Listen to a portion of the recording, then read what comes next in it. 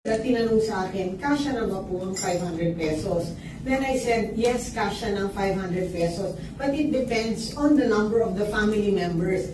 Kasi usually, ang family members na kasya itong 500 is mom, dad, and 2 children.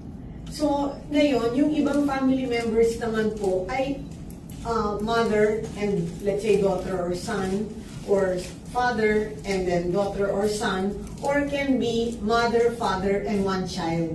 So yun po yung explanation ko dun sa 500 pesos. But again, the Noche Buena celebration or Noche Buena handa will depend on the number of family members or even extended relatives that will be joining the Noche Buena celebration. We got these prices from the price set by the DTI, which is this Noche Buena price guide list.